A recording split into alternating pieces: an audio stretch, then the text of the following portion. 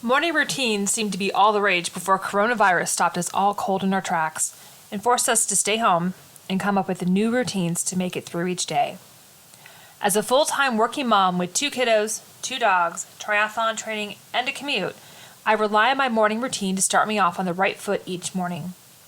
In this episode, I'll explore different ideas to help you put together your own morning routine to help you kick off the day right and get in your training. Welcome to the Working Mother Triathlete Podcast. I'm here to help you achieve a healthy, well-balanced life so you can feel prepared and ready to achieve your triathlon goals. Remember to follow us on Instagram and YouTube at Working Mother Triathlete.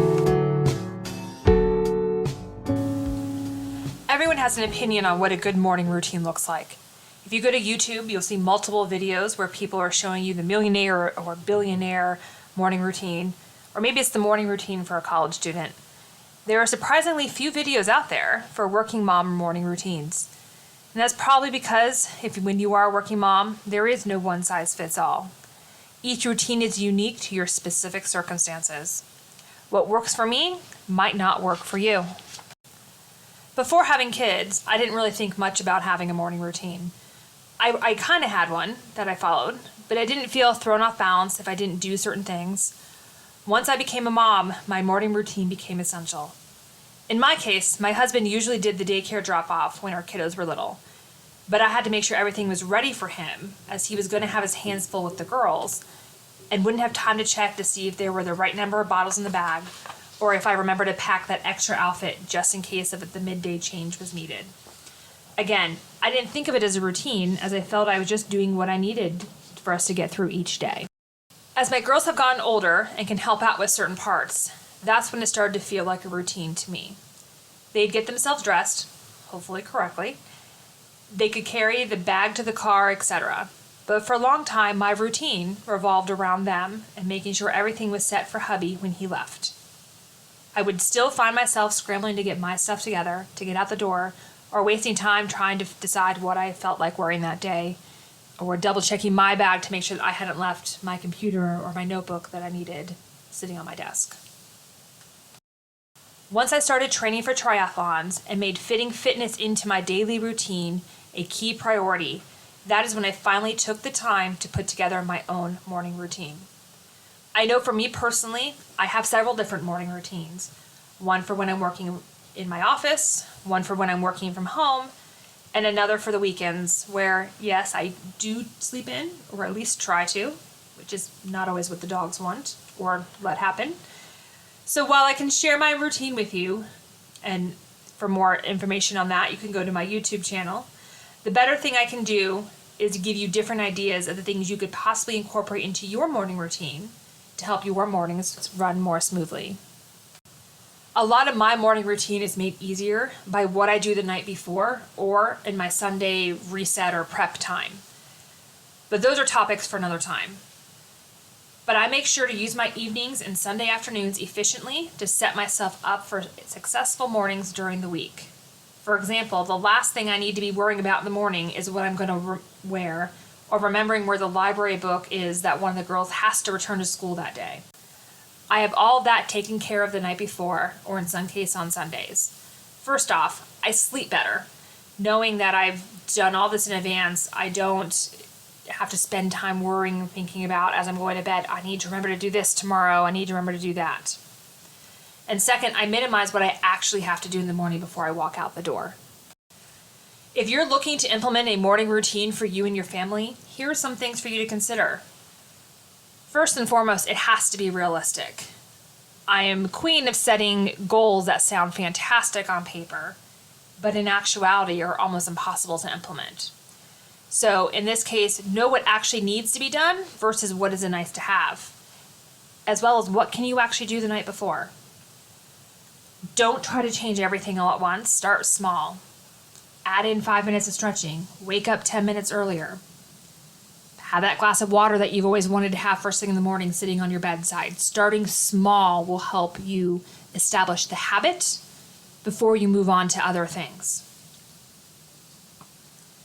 The morning routine also needs to be something that you care about, or you're not going to stick with it. So in my example of fitness, where I was having trouble fitting fitness into my daily routine, it's because I didn't make it, it wasn't something I cared about. I didn't make it a priority. It wasn't until I looked at my priorities, changed them around, that it became something I could actually stick with, a routine I could actually accomplish and get done every single day. Figuring out what you can do in advance is the probably most important advice I think I can give about morning routines, especially for those of us who have kiddos at home and have to get them ready or have them ready for our spouse or partner to help with, or even the sitter, whoever it is who helps you out. So in our case, our clothes, for all of us, clothes are done, picking out is done the night before. I actually pick all my clothes for the week out for work on Sundays.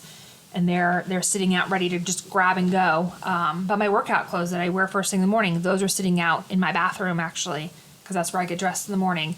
The girls have their clothes picked out and ready to grab, and so it's easy and quick for them to change. Backpacks are packed the night before. Lunches are ready. Any snacks they need for school, that's all set and ready to just grab from the fridge for them on their way out the door to get on the bus. Another piece of advice I have is break your morning into smaller routines. So I actually look at my morning as having 4 or 5 different parts. So there is what I do when I wake up right away. What do I do when I go downstairs? Then I have my commute, I have my workout, and then what do I do after my workout to get ready for my work day? By doing that, if I have to change anything, I can pick one smaller routine and change. This is, kind of goes hand in hand with that. Start with something small and don't try to make it too complicated. I do recommend you have different types of routines for different mornings. No 2 mornings are the same, so I think the easiest example is to look at your weekends versus your weekdays. Now, of course, on a weekend, in most people's cases, you don't have to be nearly as rigid or structured because you don't have to get kids out the door to get on the bus. You're not having to get to work. But I know now that my kids are older, there's a lot going on the weekends. It's not us sitting idly by and just playing hopscotch on the front anymore. We're going from cheerleading to, flag football to baseball, going on a family hike. We're out and about constantly.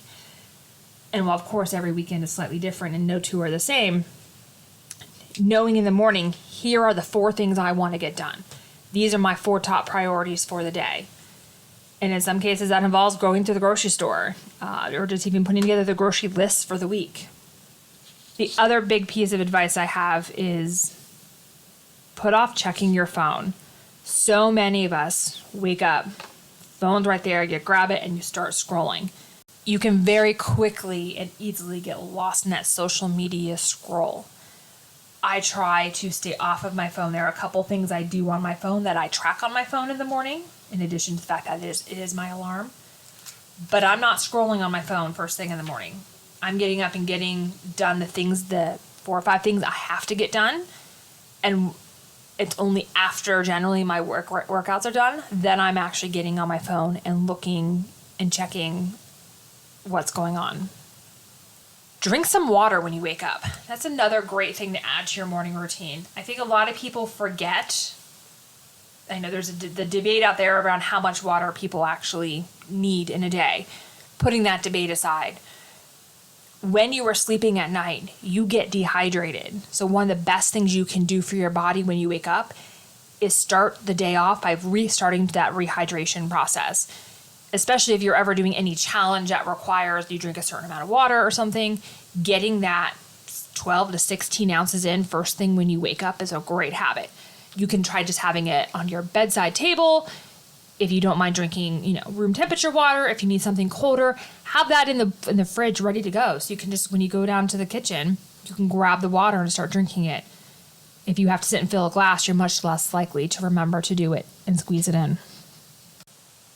So there's a bunch of different components you can consider fitting into your morning routine. I break them down into 5 different categories. So the first one would be movement. It doesn't have to be what you see me doing or any sort of complicated triathlon training necessarily.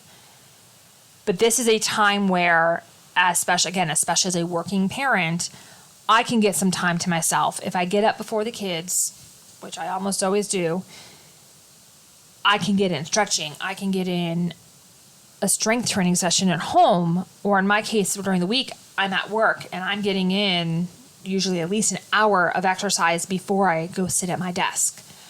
So I'm starting off the day with movement, whether that is stretching, going out for a walk.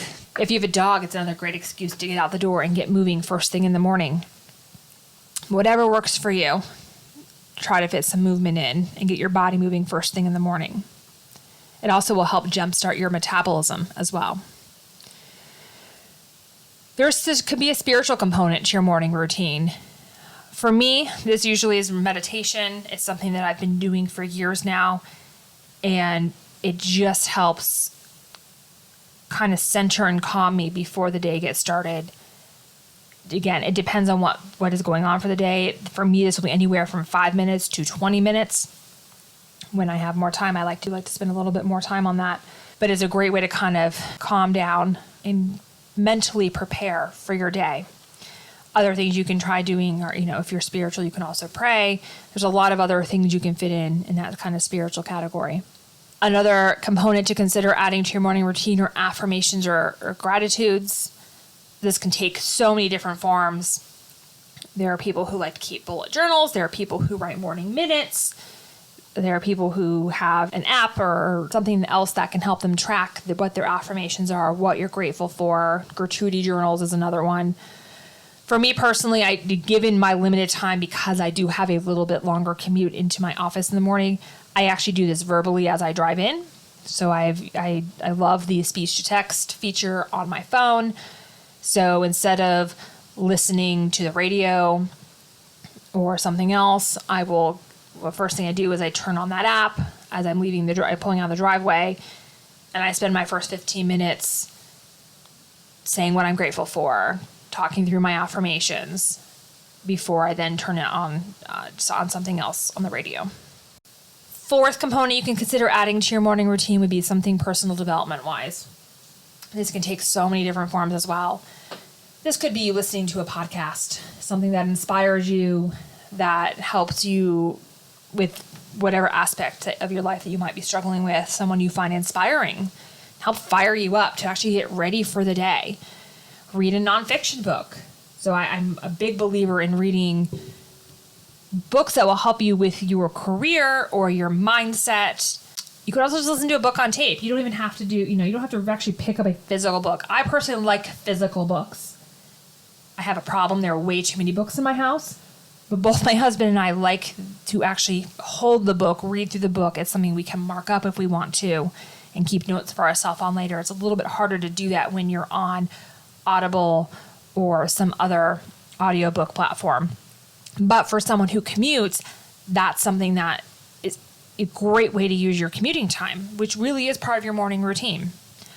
Or podcasts. I'm a big podcast listener. There's 5 or 6 that I do not miss. I listen to every week or every time they have an episode come out. And I also listen to those on my commute, either to the office or from the office as well.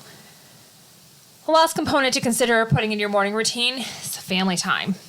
This was probably my favorite part of the pandemic, was because I was home for the first time with my kids in the morning, other than when I had to fill in every now and then. That time with the girls was my favorite time of the day. We had very random conversations over breakfast. I got to put them on the bus. I got, when school started up again, in the summertime, just being here to see them run around and have it be exciting. And I've got to see them grow into little people.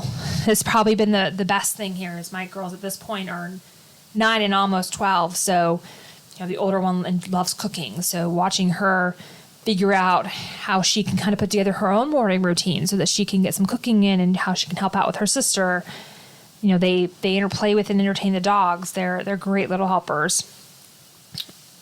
But that's the one thing I'm now missing, that I'm back in the office. Although usually my little one does wake up to see me out the door before I leave around 4:30. Since I've incorporated some of these into my routine, I've started each day feeling energized and ready to get through the tasks on my to-do list And I find I'm getting through more of the things on my to-do list. As a working mom, the to-do list is never ending. So I never actually get to the bottom of it because when I get close, I think of other things that need to go on there. Or I'm surprised like I was this week with cookies that have to be made for a school project. But I make more progress because I start my day with the right mindset and my body is physically and mentally ready to get through the day. If you have any good tips or tricks, I'd love to hear about your morning routines. Or if you'd like to see my morning routine, it'll be posted up on our YouTube channel. Throughout the week, I'm also going to post several different things that you can put into your own morning routine. Each one of these things taking no longer than 5 minutes. Each week, I highlight a different workout you can work into your own training routine. This week, I'm going to talk about an endurance or steady swim session. This is probably one of my favorite sessions, as swimming really is my favorite of the 3 sports in triathlon, and this one doesn't include any sprinting. So this workout consists of 4 different sections. So the first section is always a warm-up. Here I'd recommend about a 250 yards or meters.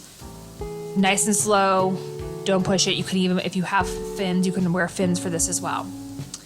Next is going to be drills. I always try to work some drills out into the beginning of my routine just to kind of help set body lines, make sure I'm working on, continuously working on my stroke to improve it, which will improve my time in the long run. So in this case, another 250 yards or meters where you're going 25 out as the drill and 25 back as a swim. So do that until you get to 250 yards. The main part of the workout is going to be 2 300s swim. And this is at a steady pace, or what we also call your race pace. So if, by this point, as you get closer to your races, you should have some idea roughly how fast you can swim. Half mile if you're doing a sprint triathlon, 0.9 miles for an Olympic, 1.2 for a 70.3 race, or 2.4 if you're doing a full iron distance. Now this, for an iron distance or half iron distance, you probably would want to increase the number of reps here with the 2x300 or make it a 2x5 or 2x6. But you're going to try to swim at that pace with that where you want to be racing. So your body gets used to going longer distances for longer periods of time. And then finally, you're going to end this with a cool down. About 100 yards or meters should be sufficient. Obviously, make sure that is at a nice slow pace, similar to what you did at the beginning. Even slower if you want. And that's it. That's all for today. Thanks so much for listening. Stay positive and keep training like a mother. See you here next week.